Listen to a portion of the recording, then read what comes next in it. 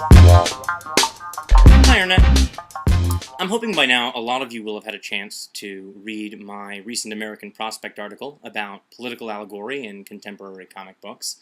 If you haven't, it's still on newsstands, I believe. You can always read it at the American Prospect's website. As is often the case with articles for print, I just didn't have space to talk about everything that I would have liked to in that piece. And so, to fill in some of the gaps in this video blog, I'd like to bring on Douglas Wolk, who's the author of a fantastic new book called Reading Comics: How Graphic Novels Work and What They Mean.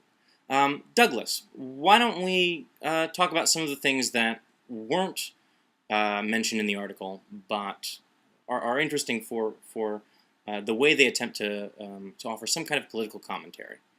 I think another example of what's happening is World War Hulk, which is going on right now, which is totally a story about blowback. Right. Of course. That's completely.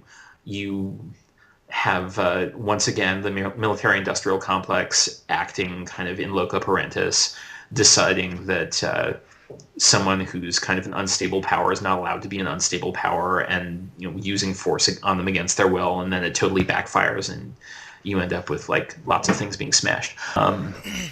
And not only lots of things being smashed, but kind of a public backlash where you get people saying like, "Okay, we've had enough of these guys. Go Hulk!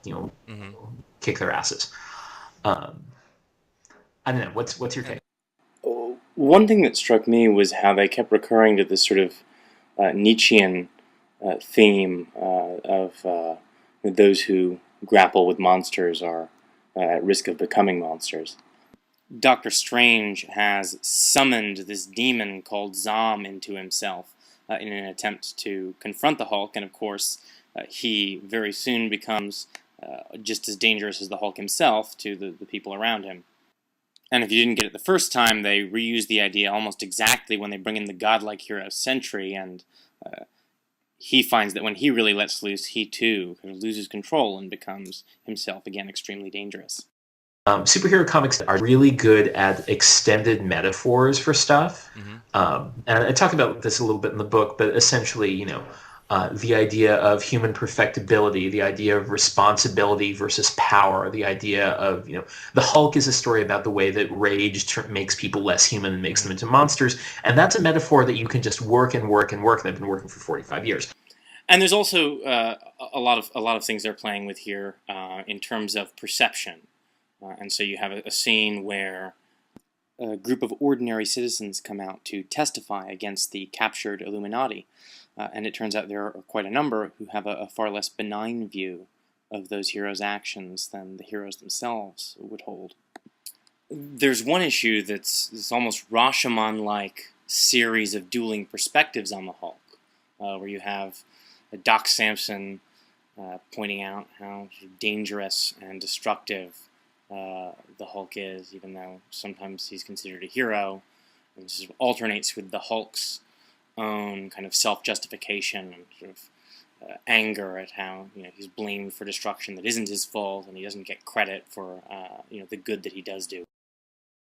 I should say, I guess, that this is where the allegory breaks down for me in a lot of ways, because it seems like they go beyond saying that the Hulk's actions are intelligible on their own terms, and really say in a way that you wouldn't want to about terrorists and other people we worry about blowback from, that he's really necessary after all. We shouldn't shoot him into space, however dangerous he is, because he really does these good things. And the leader or the abomination come knocking. He's there to save the day. And also because you're a comics reader and you want to see the Hulk smash stuff. Right. Yeah. And the flip side is that you end up coming away with the sense that the real mistake the Illuminati made was, well, they picked a hero. The Hulk was a good guy, and they shot him off instead of the bad guys. Right, and in fact, I don't know if you've read the last couple installments, but recently they've kind of gone to incredible lengths to say, like, oh, he actually doesn't kill anyone. Right.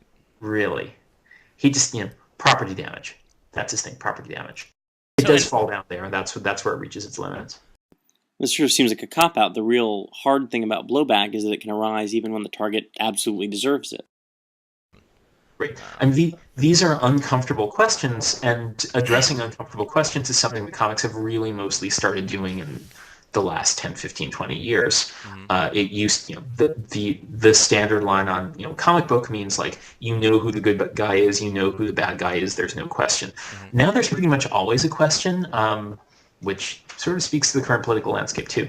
But that's what makes them more engaging and more entertaining. Like I can't imagine. Well, okay, I can imagine in fact because I was just reading like Justice League or something a couple of weeks ago, where there's the new Injustice League. I'm like, Right. okay, yeah, okay, we're gonna call ourselves Unjust. Yeah. Yeah.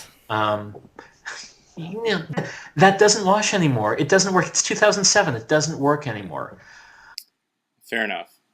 Well, that's probably enough World War Hulk for one video blog, but thank you for coming on, Douglas. Cool. Thanks so much. Take care.